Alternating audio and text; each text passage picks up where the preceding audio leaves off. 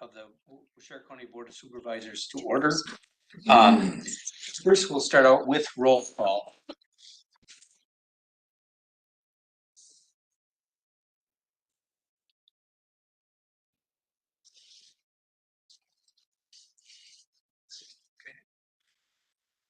We do have a quorum present. Next, we will. I have appointed Thomas Mosling on District 1 to replace Allison McCormick as supervisor. At this time, I would look for a motion to confirm that appointment. Motion by Kirschner, second by Piaski. Is there any discussion?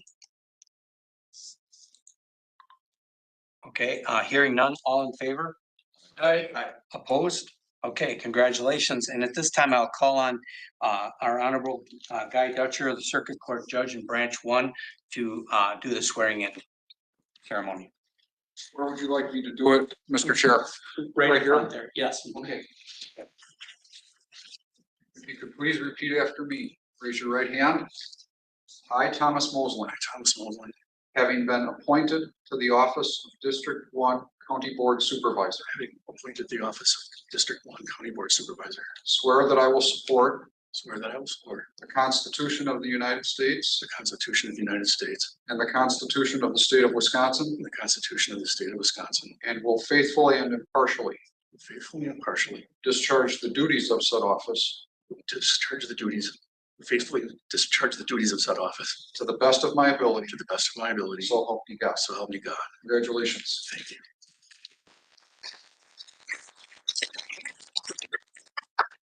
Tom, before you run away, Autographs. you have to autograph this. Okay.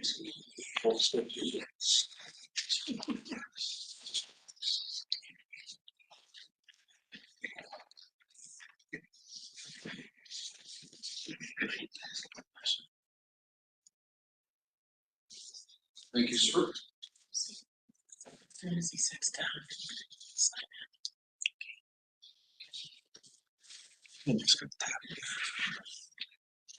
Okay, very good. Congratulations, Tom, and we're look forward to having you serve on the board with us. So at this time, I'll ask everyone to stand for a silent prayer and the Pledge of Allegiance.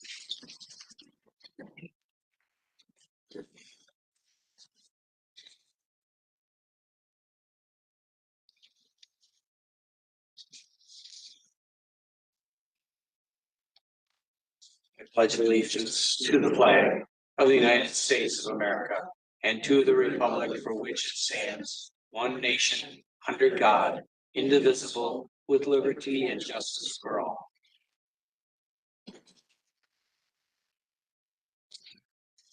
You all have an agenda sent to you. Is there any additions or corrections to that agenda?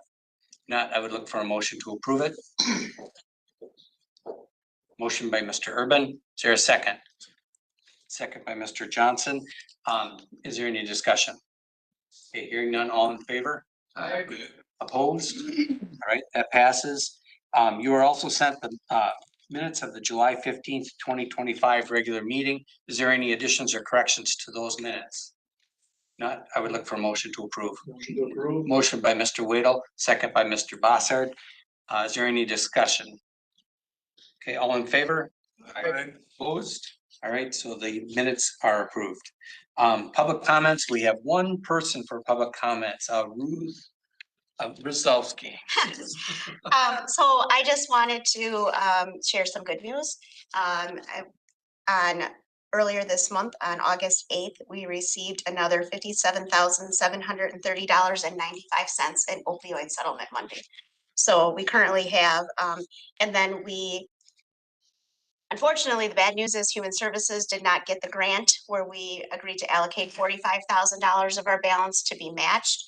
So that was also returned to unallocated. So at this time, we have about $136,000 unallocated.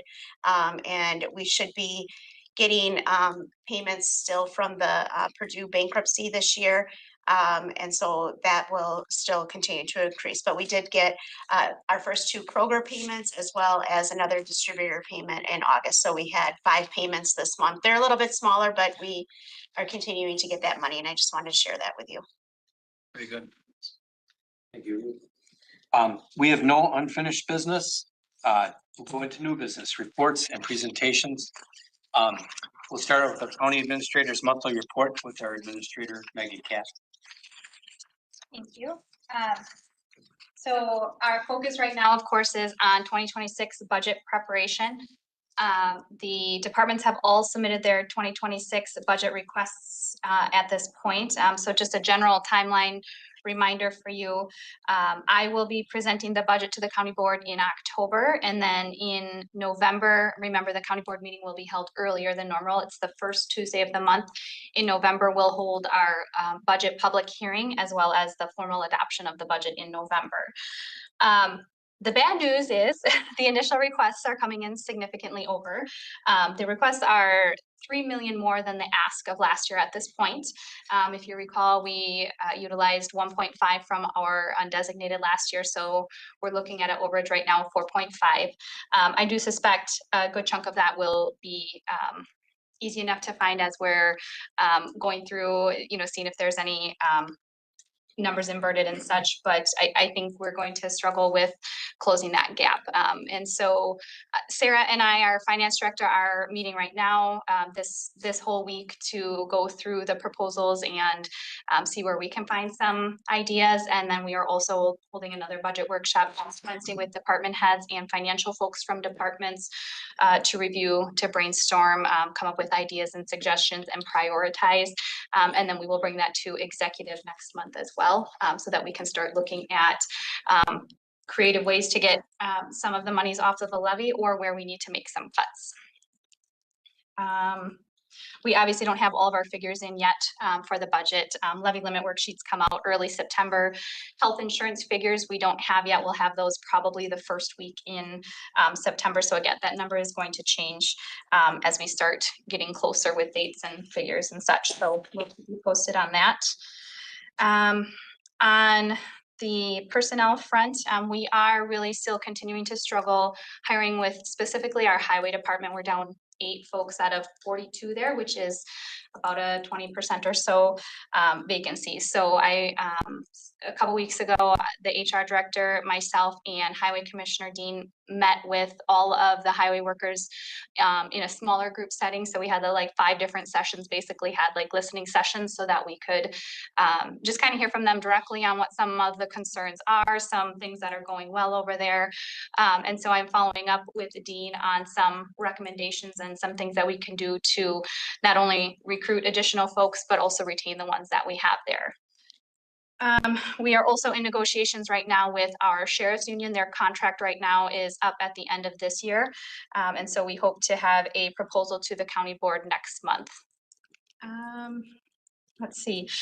Last month I mentioned the hub zone designation. So Washira County was successful in securing that hub zone designation. So that again is a federal program. It provides contracting assistance to small businesses in economically distressed areas with the intent of helping to promote growth and economic development in these areas. So Washira County has been designated at that.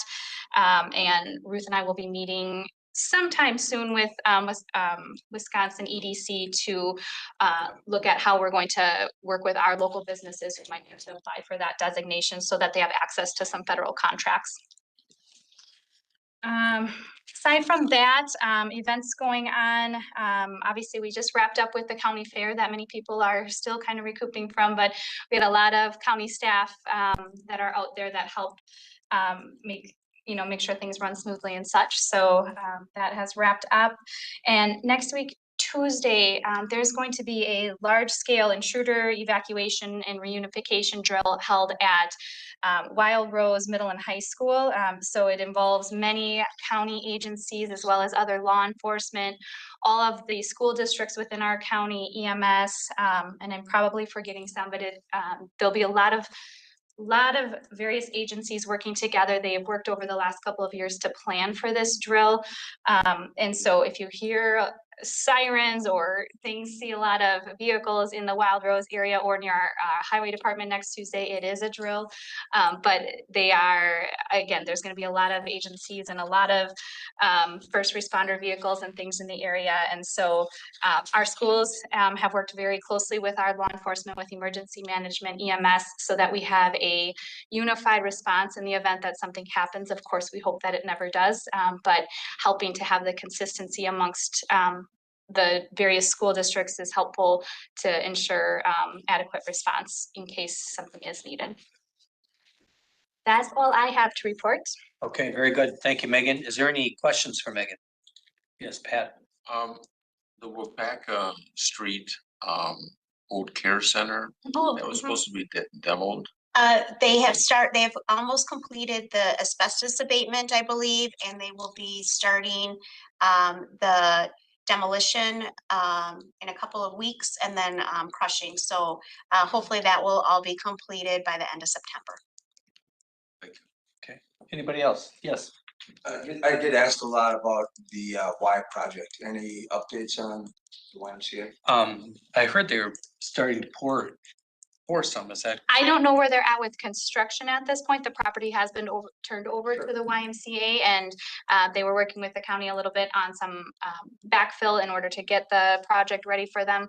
At this point, it's really out of our hands, so I don't know what their timeline is. Okay, that's what I was asking. Okay, thank you. Okay. Anybody else have any questions for Megan? Okay, very good. Thank you, Megan. All right, and next we'll have the Department of Land Records Annual Report with our Director of Land Records, Stephanie Sadler.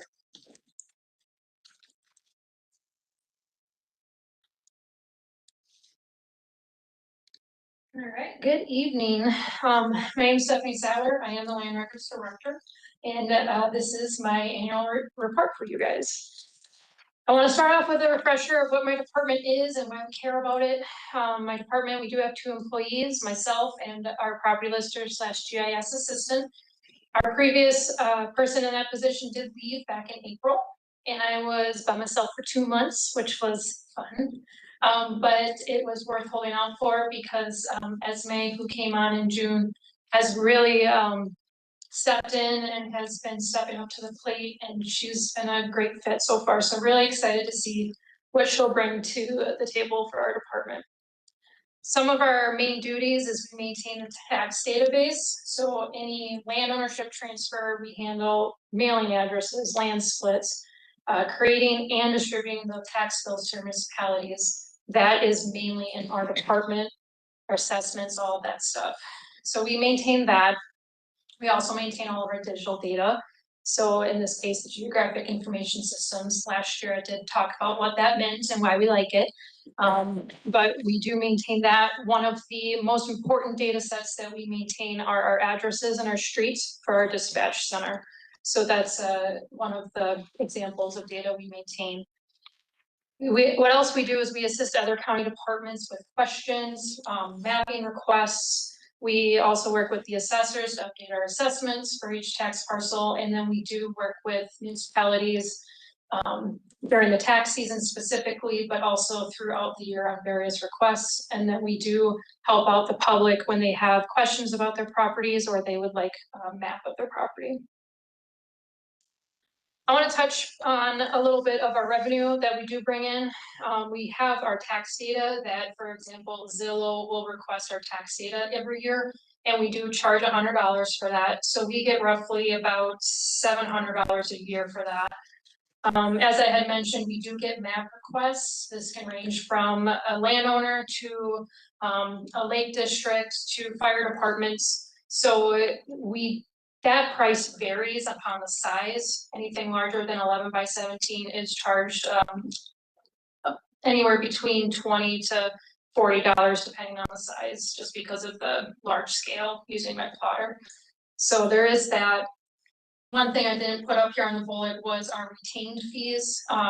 Every land record related document that's recorded with the Register of Deeds office, we do retain $8 of that $30 for the recording fee that comes into my program, and we get roughly about $40,000 a year for that. that dictates our grant monies, which I have up here. So the grant monies are based off the state fiscal year. So it's from July to June of the following year. So for our 2024 grants, that meant July of 23 through June of 24. During that time period, we retained about $40,000, which meant that we had $59,000 in one of the grants that I received. We have a grant, 3 total grants, which is kind of laid out there in the graphs. So for 2025 grants, what we received this year during July of last year to June this year, other way, 24, 25. We retained a little less, so we got a little bit more in our grant money. Because of the way that the state calculates how much money we get for these grants, I am able to calculate what we will receive next year. So for 2026, we retained that $40,000 here at the county, which means we will be bringing about $59,000 for my one grant. And that's kind of, it's more convoluted than that, but that's kind of an overview of how those grant monies are distributed out. One thing I want to touch base on with the grants is the grants dictate what kind of projects are done. Just because we don't put a lot on the levy, these grant monies really dictate how much we can do, how far we can go, whether or not a project gets postponed, or how long it takes to be completed. So grant funding in my department is very important, but it's also very limited. There aren't a lot of options out there for me to apply for, but I do keep my eyes open. I want to touch briefly on our performance measures, since I did complete those for Sarah last week. Our ownership transfers are up slightly, but not significant. I mean, the trend's pretty much the same. Our parcel splits went down slightly by like 8 parcel splits we didn't do from last year, so it's not significant, but they go down a little. Our specials entered were status quo, not a whole lot going on. Our assessments are up there, but that's not surprising because of all the full revaluations that are happening across the county. I expect this to be even higher next year because Town of Springwater is having their full revaluation this year. So that probably won't come back down until 2027, maybe even 2028. Documents reviewed, it looks like there was a significant decrease. That's just because of how I did the graph, but there's only about 400 documents less reviewed from 21 to 24. So it's not huge, and it's really reflective of what's going on in the housing market. So the tax bills calculated and printed, that looks pretty steep, but that's because of the personal property exemption that passed state legislation in 2023. So in 2023, we had to print tax bills for personal property. When that became exempt for 2024, we no longer had to print those. So it's about 1,000 tax bills less that we had to print. So looks drastic, but not so much. I just want to touch briefly on some projects that were either ongoing or have completed within the last couple of months. I'm going to touch base on each of these a little bit here. First off, our big one is our land record software transition. So back in 2023, our current software vendor told us that we would have to migrate to their web-based version, and that was our opportunity to see what else was out there. And so we did put out a bid. 2 companies did come back. One was our current vendor, and the other one was called Transcendent Technologies. After collaboration with many departments here, especially those who actually utilize the software, we had all agreed that it would benefit the county to migrate to Transcendent. And so that is starting this year. We will be completed this year. It has been a little bumpy in terms of it not being one whole migration. So all the data is in one spot at one time. It has been bumpy, but in the long run, it's going to be a much better, efficient program here. So my office, we migrated back in May, end of May. Zoning migrated a couple weeks later, and treasurer is set to migrate in September.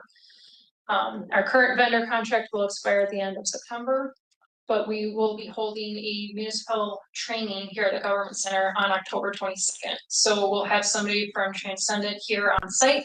All the municipal treasurers and clerks are welcome to attend. We will be recording it, so if they are unable to attend, they'll be able to have that. And I do plan to schedule what I'm calling drop-in hours for in-person questions for those municipal officials to come in and ask questions, or just want somebody there to help them through as they go through. So working with Jesse and Desiree and making sure that we're here for them to help them through this transition. Briefly, township parcel remapping, it's still an ongoing project. With the change in property lister, it's kind of been halted at the moment, but I do hope to pick that up real quick here soon and get Esme going on another township. So hopefully I'll have more to report for you guys next year on that. I want to touch base on two specific departmental requests that actually Esme was able to do within this last month while I was working on budget and other things. First off is the medical examiner. So Amanda had reached out to me saying, asking if there was a map that she could use that would help her know which municipality a property address was, whether it was in Waushara County or Marquette County. And so I started off on the back end, and then as we finished it off in terms of this mapping application, you can put in a search for a property address. In this case, North 4506, there's 4 results. We have 2 in Waushara County and 2 in Marquette. For this example, I chose the Marquette address on County Road A. It zooms them right to the address, and in the pop-up, it will say the municipality it's located in. But if for some reason it stops working or it's not working properly, you can click on the aerial imagery itself and it'll tell you which municipality it's in. This is also available offline. So if they don't have cellular reception, which never happens in the counties, they'll be able to use it off then as well. So Amanda's really excited about that one, which I'm happy for. And then the other example I wanted to talk about was public health. I think I've mentioned it before in previous reports where I've worked on this, but this is now like officially off the ground. It's running. They're actually using it. So they want to be able to search for a facility that they need to go inspect. And then that way they can look around the area to see what other ones are available for them to see, kind of trying to eliminate the multiple unnecessary trips when you can consolidate it into one. So they can search, and it'll show all the possible options just by their typing. And then once they get to their actual result, it'll zoom straight to the property. On the left side will be all the information, so it's completely editable by them. They can delete it, they can update it, they can add new points, and again, this is available for them to be offline. The also really nice thing is if they do have cellular connection, I can be in the office and I can snoop on what they're doing and see what they're doing. So I think that's cool for them to be able to have that connection. Now, this next project I'm really excited about because every 5 years we do collect new imagery here at the county. Previously, it's always been, or I shouldn't say always, for the last 3 collections, so 2010, 2015, 2020. 2010, 2015, 2020 were all 6-inch imagery. We were able to apply for and we were granted a next generation 911 GIS grant so that they could help us get our 3-inch, which significantly helps our dispatch center. I received the preliminary data this past Friday, so I've been geeking out over the imagery. And I wanted to highlight this area here in Pearl Lake. So this is our 6-inch 2020 imagery. I want to, Barry, is there a pointer on this? Yeah, it's the red button in the middle. I don't know if it'll go that far. Okay, so this is a vacant lot right now in 2020. So if we look at our aerial imagery on the right there that we just collected this past April, we can see that the house was put up between 2020 and 25. just based off of a quick glance like this, it seems crisper on the 3-inch because it has a higher resolution, which is exciting. But you can see that in 2020, the collection was more over top, so closer to that noon time frame. Whereas in this past April, it was probably either lighter, oh, it's in the east, so it would have been earlier in the morning. I'm doing my directions right. So there is a little bit more angulation, which causes some shadowing, but it's still really good quality. So I wanted to point out this area because this is our new imagery, 2025. And we can see that it's a pretty crisp. You can even see like not the skylights, but fence or whatever, it's on top of the house there. I'm not a house person. But if we look at that and then we go back to 2020, it's blurry, and I didn't zoom in, I didn't zoom out, it's the same zoom in factor, for the lack of a better word. So I see that the trees are missing here. So you can see this building a lot better. So those are the things that I am looking at to make sure that our imagery meets the requirements needed for us here and to make sure that our vendor did a quality job. So that's what I'm looking at. We will be getting this in-house by the end of this calendar year. So my goal is to get it not only on the mapping applications, but with our dispatch as soon as possible. So that's an exciting project that's coming to a close. Real briefly, I'm sure Heather from Register of Deeds touched on this last month. I just wanted to touch on some state legislation. Judicial Privacy Shielding, or Act 235, was passed earlier,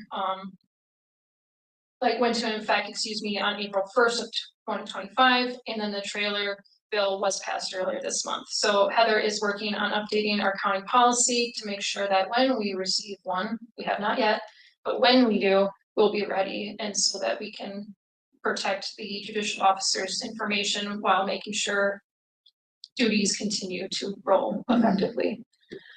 Another one that I'm keeping my eye on is the transfer fee change. Currently it's $3 per thousand. The bill that's being suggested is lowering it down to $2 per thousand, but it would bring more money to the county directly, and then it would bring more money to the land information program as well. So it's a huge positive. It is not dead in the water. It's still there. It just hasn't been brought back up yet. So we're still hopeful. And then the last thing is that personal property exemption that was passed in 23. There is follow-up trailer language that is to help clarify and better the exemption, especially for our campgrounds. That's been a whole mess in itself. So keeping my eyes on these, and hopefully we'll have some positive outcomes here soon. The last project I want to touch base on is our next generation 911. I believe it was this past January, we fully migrated over. I'd have to check on Ryan on that, but I believe that's when we migrated fully. We are officially in maintenance phase, so that means every month I do look to see if there are any changes that we want to have updated for our 911 system.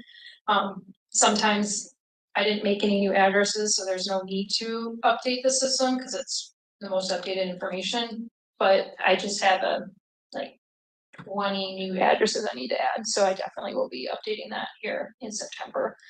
So, and like I had mentioned, that GIS grant through the Next Gen 911, we were able to get our 3-inch imagery. So I'm still discussing with Ryan and dispatch and with others to see what other capabilities or data sets we could utilize that GIS grant for to get our system even better than what it is. So that's exciting to kind of complete that project. I want to finish up my report tonight by using 2 examples to just illustrate how many people I potentially could talk to on one issue. Depending on how complicated it is, can definitely increase the amount of time done. But the first example I'm going to talk about is a landowner calls me and believes that the acreage is wrong and therefore their assessments are incorrect. Assessments are based off of our acreages, so it is very important that our acreages are accurate. So my first thing is I look for a survey. So that's using the Register of Deeds software to see if there is any surveys done for the property. I check my software to see what legal description we have for it.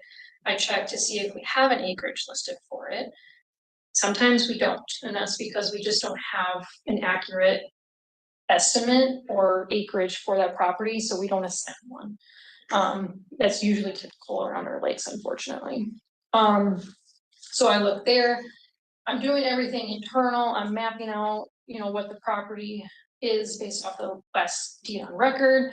And then I start going down the rabbit hole. Let's say I find that the acreages are not correct. So I say, okay, well, why? And how long far back does it go? Let's say it goes back 3 years and the landowner could potentially be eligible for a refund from the county because they were overtaxed for the last 2 years. I have to talk to Jesse and the county treasurers. If I can't find a deed or I'm having issues, I gotta talk with Heather and Register of Deeds. Sometimes I have to connect with the municipal treasurer or the clerk, the assessor. Okay, now that my acreage is wrong, we need to fix that. We both need to fix it. So I have to reach out with them. If we make that change in the current year, I have to reach out to the Department of Revenue because then we have to amend the assessments that affect our taxes. So there's just a lot of moving pieces. Again, how complicated it is depends on how many people actually have to talk to. One other example I'll leave you on is a missing property address. And unfortunately, this happens quite frequently in our village and cities because they are the address authority for their municipality. They call us up and say, hey, you're missing your property address for this. Like, yeah, nope, we are. So what I do is I connect with the municipality to make sure that that address is actually there and it is the correct number. And then if I have that confirmation, then I reach out or I change it in my system. And then I have to change it in all the GIS for everything for our dispatch. So it can snowball. Those are just 2 very simple examples of what I have to deal with. But if there's MFL land involved, I have to talk to the DNR with that, the assessor. There's a lot of moving pieces. And so up there is just a few examples of people that I talk with very frequently. And Jesse could probably say maybe too frequently. I'm just kidding. So it's land records may not seem that important, but it ties to almost everything that we do here at the county. So I take pride in heading up this department, and if you ever have any questions, I am more than happy to answer them. Come by, talk. I'm also a, GIS geek, so always happy to talk about data. So with that, thanks for listening with me to me, and if you have any questions. I have just one for you. I know that Act 235, that's been something that's been kind of coming for a while. Now, you said something about we don't have any, or do they have to be to be omitted? Because basically they're doing is omitting that personal information. Do they have to request that, or is that what you mean by that? Okay, so not automatically any judicial officer would be omitted. Correct. So our county policy, if any department receives this request, it's a form that was provided by the state. I can't remember which department. They have to bring it to the county to request that information be shielded. So if I would receive a request, I would actually provide it to Ruth, who then notifies everybody here at the county, and we have 10 business days to make sure that that information is shielded. So for my office, I'm making sure that the property address does not link to the landowner's name. So I would remove the landowner, it would say private owner. And then I would make sure that that's reflected in our online mapping and online software, just to make sure that that information is not out there. So that's just an example. And that kind of got triggered by a person that was killed in Wood County, I believe. So it can, rural counties it can happen. So good. Stephanie, you've busy department that's getting busier the way it sounds. Does anybody else have any questions for Stephanie this time? Do you have latitude, longitude coordinates for each address? not latitude, longitude, but we do have GPS locations, yeah. We can convert it to whatever we want, so we could get that. Okay. Your brain's like working, you're trying to figure. I was working on a Google map and Oh, yeah. having a hard time finding that type of data. I'm That's like cheap. Google I didn't wanna Maps. do the address, so. And something to do. Yeah, don't trust Google Maps. It doesn't get my data. Okay, Don't anybody, trust Onyx either. anybody else? Questions? Okay, very good report. Thank you, Stephanie. Thank you. Okay, next we'll go into the consideration possible action on the following resolutions. Resolution number 20-08-25. Resolution authorizing adoption of the Waushara County Outdoor Recreation Plan 2025 through 2030. Is there a motion to adopt this? Motion by Piaski, second by Peterson. Is there any discussion? I would note that Stephanie is going to be creating some maps for us that will show where all of the county parks are and where all of the municipal parks are. And so that will be added as an addendum to the plan that will be posted on the website so that we will have that information. After you approve it, then it will go to DNR for their approval. DNR has already had a preliminary look at it and has indicated that there's nothing glaring missing. So hopefully we won't have any issues, but I just want to thank the advisory committee. We had several citizen members from various parts of the county help with this. And so they visited all of our parks and provided recommendations. We did have it on the website. It went out to all the municipal clerks.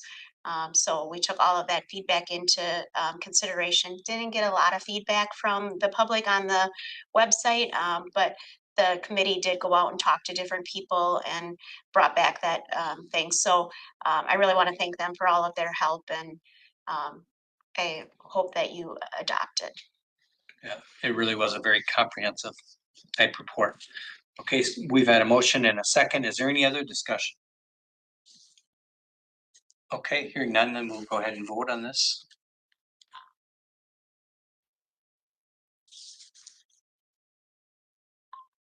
Okay, and the resolution passes. Very good. Next we'll move into appointments. I would like a motion to confirm my appointment of Thomas Mosling as committee member for the following. And these were just the departments or the boards that that Allison was on before.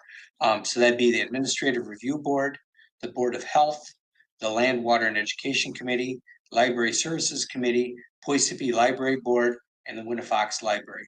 Is there a motion? Motion by Kirschner, second by Urban. Is there any discussion? Okay, hearing none, we'll go ahead and vote on that.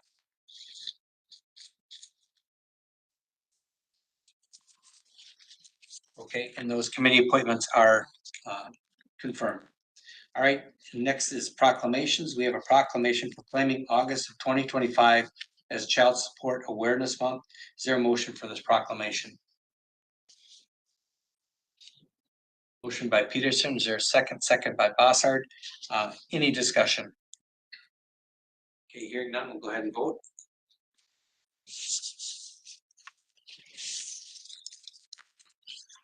Okay, and this proclamation passes as well. Okay, very good. With that, then I would look for any board suggestions for future agenda items. Is there anything anyone would like to bring forward for the next month? Okay, hearing none, then I would look for a motion to adjourn. Motion by Waddell, is there a second? Second by Piaski. All right, we're adjourned. Thank you.